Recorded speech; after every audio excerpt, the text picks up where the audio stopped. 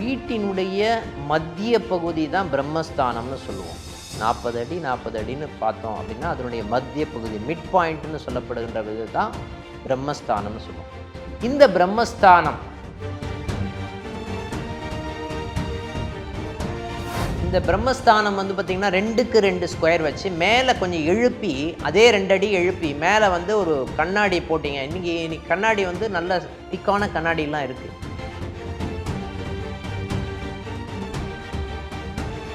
இந்த பிரம்மஸ்தானம் என்ன சார் பண்ணணும்? கிரியேட்டிவ் ஐடியாஸ், கிரியேட்டிவ் சம்பந்தப்பட்ட விஷயத்தை நாளைக்கு என்ன பண்ணணும், இந்த விவேகம் சம்பந்தப்பட்ட விஷயங்கள், எண்ணங்கள், சிந்தனைகள் எல்லாமே வந்து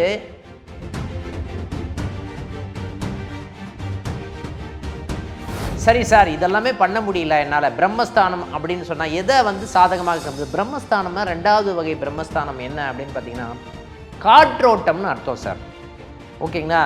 வீடு வந்து பார்த்திங்கன்னா கிழக்கு மேற்கு வடக்கு தெற்குன்னு பகுதிகள் இருக்குது. அதில் வந்து பார்த்திங்கன்னா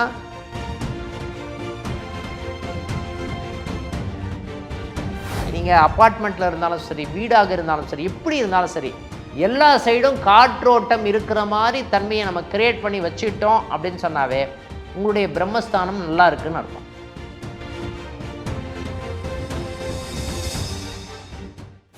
ஜோதிடத்தின் பரிணாம வளர்ச்சி ஏஎல்பி ஜோதிடம். ஏஎல்பியில படிங்க, உங்க வாழ்க்கை உங்க கையில.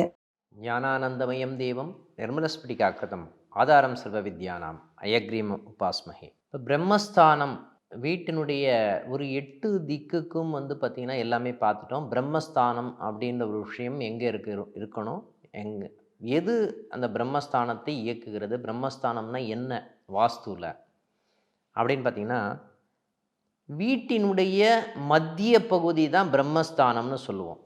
ஓகேங்களா? வீடினுடைய மத்திய பகுதி 40 அடி 40 அடின்னு பார்த்தோம் அப்படின்னா அதனுடைய மத்திய பகுதி மிட் பாயிண்ட்னு சொல்லப்படுகின்ற விது தான் பிரம்மஸ்தானம்னு சொல்லுவோம். நீள அகலத்தில் பாதியாக கட் பண்ணுறோன்னு வச்சுக்கோங்களேன், நடுவில் இருக்கக்கூடிய பகுதி தான் பிரம்மஸ்தானம் அப்படின்னு சொல்லப்படுகின்ற நிகழ்வு. இந்த பிரம்மஸ்தானம் இப்போ அந்த காலத்தில் வந்து பார்த்திங்கன்னா எல்லாருமே வீட்டில் வந்து முற்றம்னு ஒன்று வச்சுருப்பாங்க. ஓகேங்களா? அந்த செட்டிநாடு சைடில் இருக்கிற ஹவுஸ்லாம் போய் பார்த்திங்கன்னா முற்றம்னு இருக்கும். அதுதான் பிரம்மஸ்தானத்தினுடைய பகுதி. இந்த முற்றம் தான் வந்து பார்த்திங்கன்னா பிரம்மஸ்தானத்தினுடைய அடிப்படை சம்பந்தப்பட்ட விஷயங்கள் இங்கே தான் அதிகமாக இருக்கக்கூடிய பகுதின்னு சொல்லலாம். இந்த பிரம்மஸ்தானத்தில் நீங்கள் பூஜை அறை வைக்கிறீங்க, இந்த பிரம்மஸ்தானம் சம்பந்தப்பட்ட இந்த இடத்துல வைக்கலாமா? தாராளமாக வைக்கலாம். ஆனால் இந்த பிரம்மஸ்தானம்னு சொல்லப்போ இப்போ எல்லா இடத்துலையுமே கன்சீல்டாக எல்லாமே பண்ணியிருக்காங்க சார். எல்லாமே வந்து கன்சீல்டாக பண்ணியிருக்காங்க. எல்லாமே இந்த கன்ஸ்ட்ரக்ஷன் முற்றம் கிற்றம்லாம் இப்போ கிடையாது சுத்தமாக. 3 பெட்ரூம் 4 பெட்ரூம் எந்த பெட்ரூம் போனாலும் இந்த முற்றம் சம்மந்தப்பட்ட நிகழ்வுகளே கிடையாது. நீங்கள் தனியாக ஒரு வீடு கட்டுறீங்க அப்படின்னு சொன்னால் உங்களுடைய வடகிழக்கு பகுதிக்கு முன்னாடி இந்த ஹால்னு சொல்லப்படுகின்ற இடத்துல மத்திய பகுதியில் இந்த ஒரு சின்ன வந்து ஒரு ஸ்கொயர் 2க்கு 2 ஸ்கொயர் வச்சு இந்த பிரம்மஸ்தானம் வந்து பார்த்திங்கன்னா 2க்கு 2 ஸ்கொயர் வச்சு மேலே கொஞ்சம் எழுப்பி அதே 2 அடி எழுப்பி மேலே வந்து ஒரு கண்ணாடி போட்டிங்க. இன்றைக்கி கண்ணாடி வந்து நல்ல திக்கான கண்ணாடிலாம் இருக்குது. அந்த சூரிய வெளிச்சம் உள்ளே வருவதற்கு, ஏன்னா இன்றைக்கி சூரிய வெளிச்சமே உள்ளே சரியாக வர்றதில்லை. இந்த சூரிய வெளிச்சம் சம்பந்தப்பட்ட நிகழ்வுகளும் சரி, அதே மாதிரி காற்றோட்டம் சம்பந்தப்பட்ட விஷயங்களும் உள்ளே வரத்துக்கு உண்டான தன்மை தான் அந்த பிரம்மஸ்தானம் கொடுக்கறது. இதை வந்து நிறைய பேருக்கு வந்து நம்ம சொல்லி ரெக்கமெண்ட் பண்ணி வச்சு கொடுத்துருக்கோம். இந்த பிரம்மஸ்தானம் என்ன சார் பண்ணணும்? கிரியேட்டிவ் ஐடியாஸ், கிரியேட்டிவ் சம்பந்தப்பட்ட விஷயத்தை நாளைக்கு என்ன பண்ணணும், இந்த விவேகம் சம்பந்தப்பட்ட விஷயங்கள், எண்ணங்கள், சிந்தனைகள் எல்லாமே வந்து இயக்கக்கூடிய நிகழ்வுகள் எல்லாமே இந்த பிரம்மஸ்தானம் கொடுக்குமா அப்படின்னா கண்டிப்பாக கொடுக்கும். இந்த பிரம்மஸ்தானம் வந்து இதை இயக்கும். சரி சார் இதெல்லாமே பண்ண முடியல என்னால், பிரம்மஸ்தானம் அப்படின்னு சொன்னால் எதை வந்து சாதகமாக இருக்கிறது? பிரம்மஸ்தானம்னா 2வது வகை பிரம்மஸ்தானம் என்ன அப்படின்னு பார்த்தீங்கன்னா காற்றோட்டம்னு அர்த்தம் சார். ஓகேங்களா? வீடு வந்து பார்த்திங்கன்னா கிழக்கு மேற்கு வடக்கு தெற்குன்னு பகுதிகள் இருக்குது. அதில் வந்து பார்த்திங்கன்னா தென்மேற்கு ஒட்டிய மாதிரி வந்து வீடு கட்டுறோம். அதில் வந்து முக்கியமாக ஒரு 3 அடி விட்டுடுறோம், 3 அடி விட்டுறோம் பின்னாடி. தெற்கு சைடும் மேற்கு சைடும் 3 அடி விடுறோம். இந்த வடக்கு சைடும் கிழக்கு சைடும் வந்து பார்த்திங்கன்னா அதை விட அதிகமாக வந்து கொஞ்சம் இந்த சுற்றுப்புற சூழ்நிலைக்கு தகுந்த மாதிரி இடம் இருந்து அந்த காற்றோட்டம் எல்லா பக்கமும் ஜன்னல் இருந்து இந்த காற்றோட்டம் வீடை சுற்றி இருந்தாவே அந்த காற்றோட்டம் ஆட்டோமேட்டிக்காக வந்து உள்ளே வரக்கூடிய தன்மைன்னு இருக்கும். அதுதான் பிரம்மஸ்தானம்.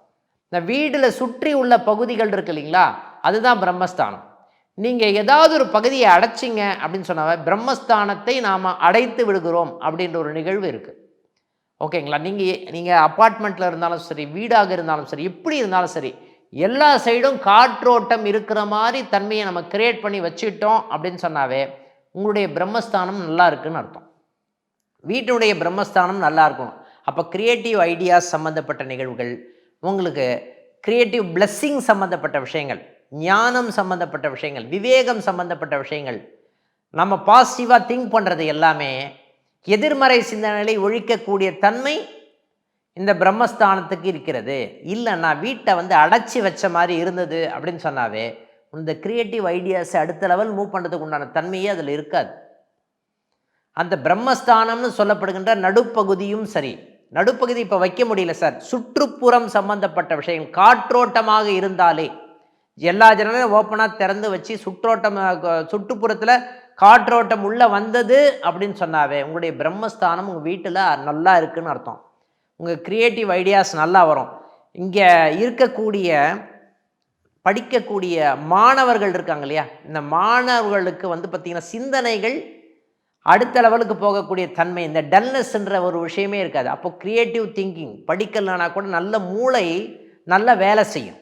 இந்த மூளையை வேலை செஞ்சது அப்படின்னு சொன்னாவே வந்து பார்த்திங்கன்னா இந்த பிரம்மஸ்தானம் சம்பந்தப்பட்ட விஷயங்கள் உங்களுக்கு சாதகமாக இருக்கிறது அப்படின்னு அர்த்தம். அப்போ காற்றோட்டத்தை அதிகப்படுத்துங்கள்.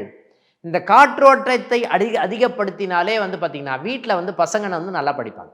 ஓகேங்களா? இதை வந்து கவனமாக கையாளுங்கள். ஆட்டோமேட்டிக்காக வந்து உங்களுடைய சிந்தனைகள் அதிகமாக உற்பத்தி ஆகிறதுக்கு உண்டான தன்மை இருக்கும். வேகம் சம்பந்தப்பட்ட விஷயங்கள் சாதகமாக இருக்கும். அப்போ உங்களுடைய எண்ணங்கள் மேம்படும் அப்படின்னு சொல்லலாம். எண்ணங்கள் நல்லா இருந்தால் தான், நான் வந்து ஒரு இடத்துக்கு போகிறேன், ஒரு இடத்துக்கு போய் இந்த இடத்துக்கு போகணும், நான் இந்த இடத்துல போனால் பேசணும், சக்ஸஸ் ஆகணும், இந்த இடத்துக்கு இன்டர்வியூ போகிறேன், இது சக்ஸஸ் ஆகணும். யார் சொல்கிறது? நமக்கு ஒரு விவேகம் உள்ளிருந்து ஊக்குவிக்குது இல்லையா, அந்த விவேகம் தான் சார் பிரம்மஸ்தானம் அப்படின்னு சொல்லப்படுகிற நிகழ்வு. இதை சரியாக வச்சாவே வந்து பார்த்திங்கன்னா நம்முடைய எண்ணங்கள் சிந்தனைகள் மேலோங்கும்னு சொல்லலாம். நம்முடைய எண்ணங்கள் சிந்தனைகள் மேலோங்கும் அப்படின்னு சொன்னால் நம்முடைய பொருளாதாரம் சம்மந்தப்பட்ட விஷயங்கள் அடுத்த நிலைக்கு நாம் எப்படி உயருவது அப்படின்ற கிரியேட்டிவ் ஐடியாஸ் எல்லாமே உங்களுக்கு சாதகமாக இருப்பதற்கு உண்டான தன்மைகள் அப்படின்னு ஒரு நிகழ்வு இருக்கும். அடுத்த நிகழ்வில் சந்திப்போம். நன்றி, வணக்கம். சித்தர் பூமி.